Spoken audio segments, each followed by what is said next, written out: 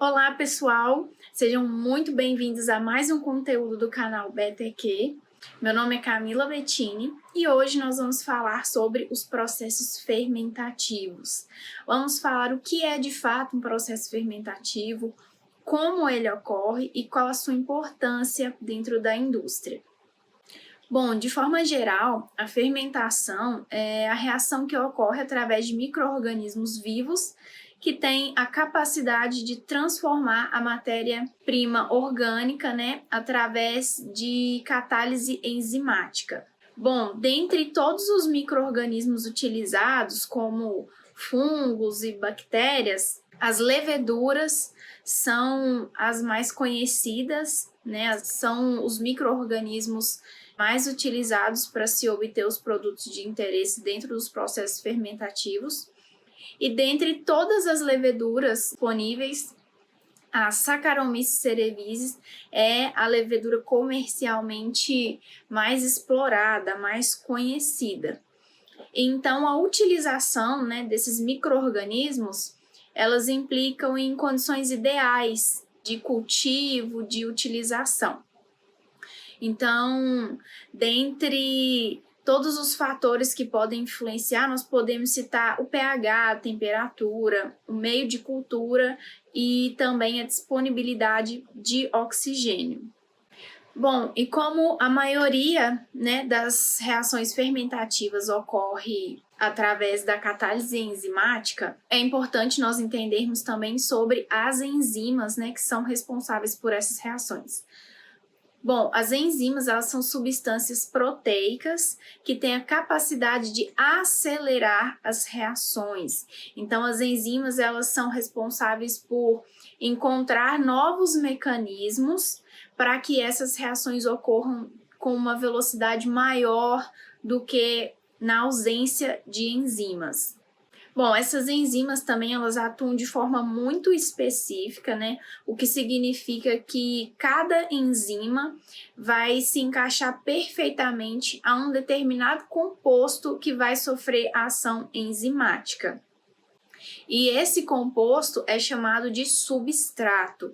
Então, existe uma denominação para esse modelo, que é chamado de modelo chave-fechadura, onde a enzima funciona como a chave para uma fechadura.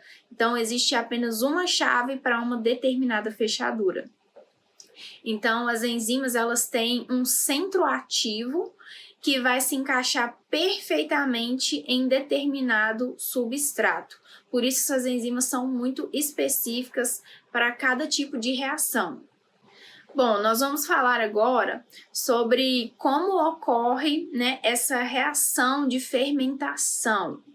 Ela se inicia com a degradação da molécula de glicose, que vai ser quebrada em duas moléculas de piruvato, e esse processo é denominado de glicólise.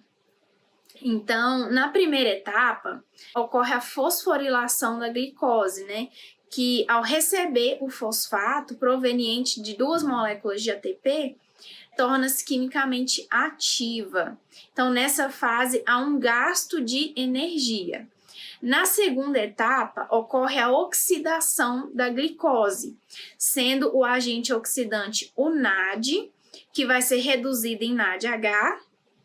A energia liberada nesse processo é utilizada para a produção de 4 moléculas de ATP, e como foram gastos 2 moléculas de ATP anteriormente, na primeira etapa, a glicólise apresenta um saldo energético de 2 ATPs. E então, na terceira etapa, o piruvato vai receber os elétrons do NADH, que é convertido em ácido lático ou etanol e dióxido de carbono, E aí vai depender do organismo que estiver realizando o processo. Então, vai depender do nosso micro-organismo que está sendo utilizado no processo fermentativo. E aí, então, o NAD, é reciclado e pode ser utilizado novamente na glicólise. E aí, nós entramos, então, nos tipos de fermentação, porque, como eu falei aqui, nessa terceira etapa, que vai ser produzido ou o ácido lático ou o etanol.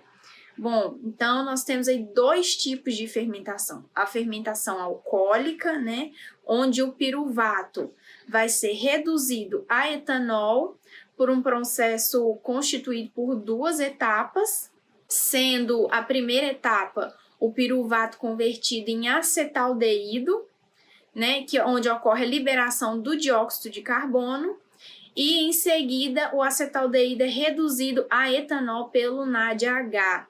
Né? Então, é assim que se forma o etanol.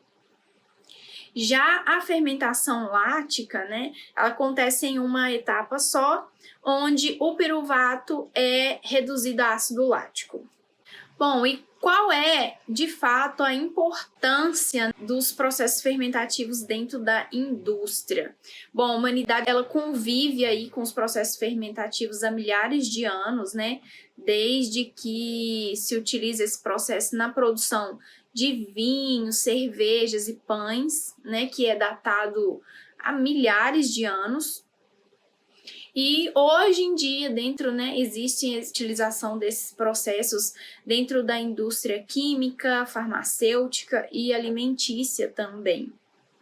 Bom, e dada a importância desses processos, né, a sua grande utilização dentro da indústria, existem diversos estudos de aprimoramento e otimização desses processos, e a principal característica, assim, né, um ponto crucial, né, um ponto crítico mesmo desse processo, é que para que esse processo seja levado da escala laboratorial para a escala industrial, é necessário que se estude muito sobre o processo em si, sobre o micro-organismo que vai ser utilizado, né? Assim como eu falei anteriormente, cada micro-organismo vai ser muito específico para determinado tipo de reação.